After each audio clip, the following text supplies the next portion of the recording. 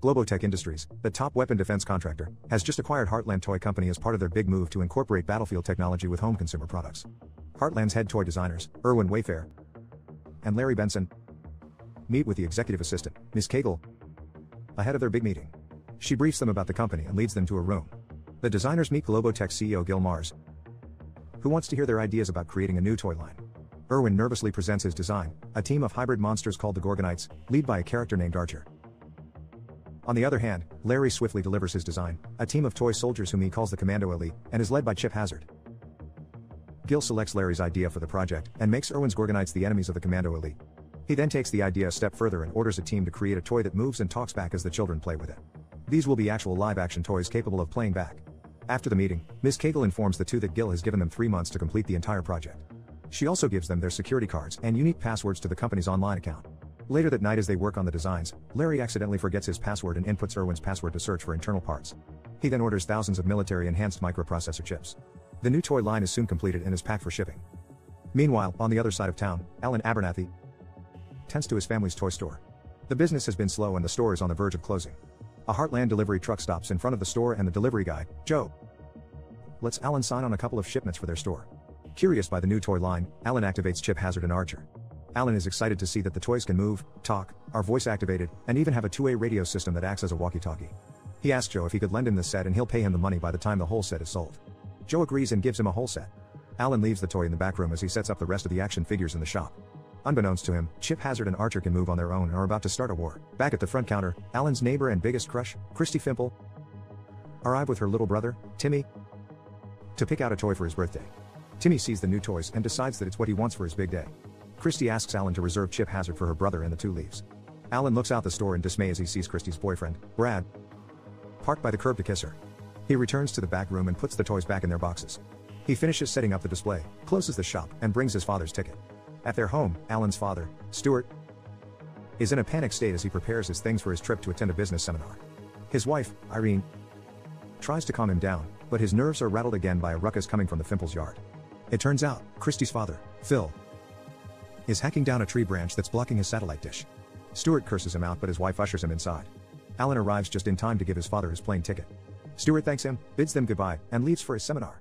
A little later, Alan is working on his homework when he finds one of the Gorgonites, Archer, inside his backpack. He activates the toy and is shocked when Archer suddenly talks back and repeats his name. Thinking that it must be his imagination, Alan goes back to studying. Meanwhile, back at the toy store, Chip Hazard breaks free from his box and frees the other members of the Commando Elite, Butch Meat Hook, Nick Nitro, Brick Bazooka, Link Static, and Kip Collagen. They set out on their mission to destroy all Gorgonites. Back at the house, Alan falls asleep studying and Archer comes back to life. He opens the computer and starts searching for a land called Gorgon. Suddenly, the cat climbs up on the desk and starts licking Archer. Alan wakes up and discovers that Archer is an actual live-action toy that has a mind of its own. Archer tells Alan that their only goal is to set the Gorgonites free. Back at the toy store, Chip heads the Commando Elite team and breaks the Gorgonites from their boxes. An all-out war starts and continues into the deep of the night. When morning comes, Alan finds all the toys missing from their boxes. Archer tells him that the Commando Elite must have fought them through the night. All that was left were pieces of one of the Gorgonites, Troglocan. Christy arrives and assumes that the store has been robbed and helps Alan clean up. They bond quickly and soon learn that they have more interests in common than they think. Stuart arrives and Alan almost gets away with it until he finds out that the toy ship is broken. He also realizes that most of his workshop tools are gone. As Christy leaves, she hands him Archer, whom she kept away from his dad's sight. Alan stuffs the toy in his backpack and rides his bike home. Unbeknownst to him, the Commando Elite is keeping an eye on him and is launching an ambush. They launch Brick onto the bike but he's soon chased by a dog. Alan fends the dog away as Brick makes his way to the boy's backpack. He loses his grip and finds himself at the wheel again. The bike hits a pothole and Brick crashes onto the road in pieces. The Commando Elite tapes Brick back together and discovers Alan's house. Meanwhile, Alan calls customer service and complains about the toys but no one would take him seriously. Feeling frustrated, he jumps into bed and puts on his headphones, unwilling to talk to Archer. At Globotech, Larry had just finished announcing their new toy line when Erwin played him the tape of Alan's voicemail complaint. Erwin tells him that they can't have dangerous toys on the market or else they'll be forced to recall the line. Larry gives in and Erwin realizes that his colleague placed munition chips from the Department of Defense in children's toys. Back home while Alan is asleep, Archer explores the house. He opens the closet and finds Chip Hazard. The Commando Elite jumps on him and ties him up. In the bedroom, Alan wakes up and finds the soldiers torturing Archer over the sink. The toys run away as he frees Archer. He then takes Nick Nitro and places him inside the sink, destroying his plastic legs. Alan's parents come out to check the commotion and find him with a bleeding hand. As his parents reprimand him, Nick Nitro drags his body up the sink and escapes. Alan tries to explain that it was the toys but as expected, his parents don't believe him. He ends up confessing that Joe lent him the toys and he was planning to pay him back. They think he's gone insane and sent him to his room. In the bathroom, Alan is mad at Archer for not helping him out, but the toy reminded him that he was the one who told him to shut up. The two then form a plan to find the Gorgonites before the soldiers do. In the garage, Chip Hazard rendezvous with his team. Nick Nitro joins them, but his battery has already worn out. They then plan to enhance their weapons with the tools in the garage. The next day, Alan and Archer are back at the toy store. They think about where the Gorgonites might be hiding, and Alan realizes that they must be in the trash. He goes to the dumpster behind the store and finds the rest of Archer's team: Ocula, Punch It, Scratch It, Insaniac, Slamfist, and Troglocan. It turns out they fixed up Troglocan using the broken radio from the store. Meanwhile, back at Globotech, Larry and Irwin talk to Ralph, the scientist who crafted the microprocessors. They learn that the chips are almost perfect, developing a sense of intelligence through learning, except for one key flaw: they can be destroyed by an electromagnetic pulse. Back at the house, Alan and the Gorgonites hang out in his room just as Christy calls.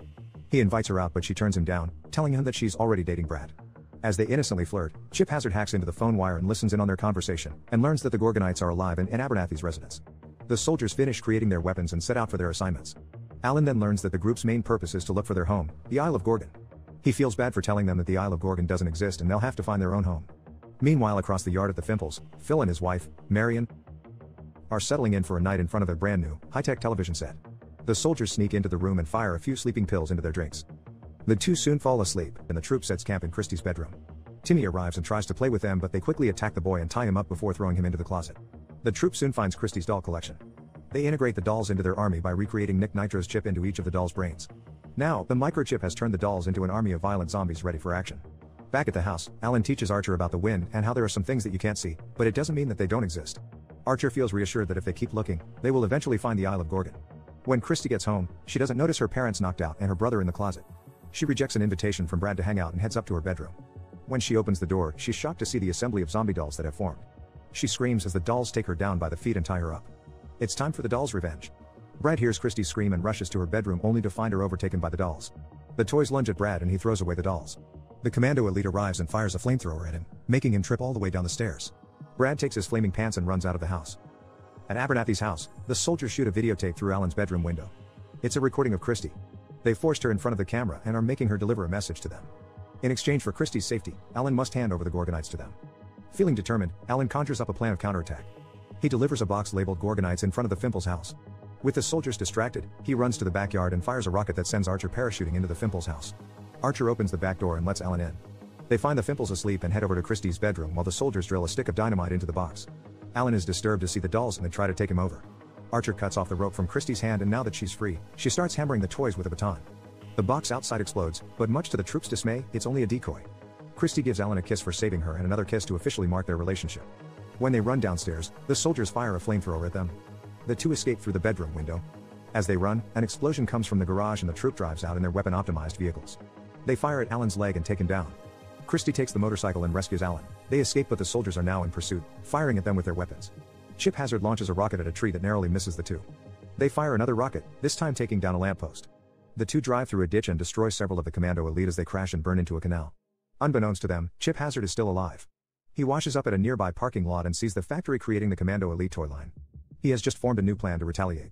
He sneaks into one of the trucks and threatens Joe with a blade. By the time Alan and Christy arrive home, the Fimples are already in a big argument with the Abernathys. They try to explain the situation to their parents, but they won't believe them.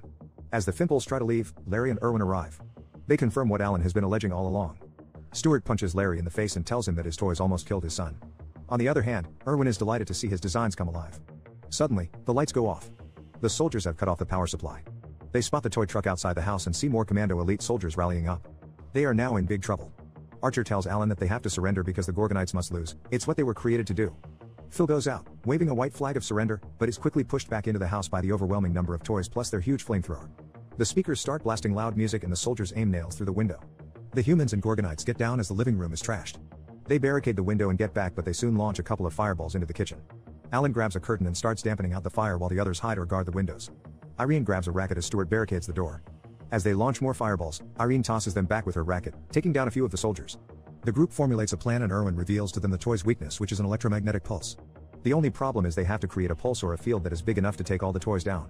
The soldiers blow down their fence and bring in more weapons. Alan suggests climbing up to the two transformers outside and fusing them with a metal tool, causing an overload and a magnetic field to erupt and finally get them rid of the elites. As he grabs the tool, Stuart comes in and begs his son to not go through with it. Alan asks him to trust him one more time and his father eventually gives in.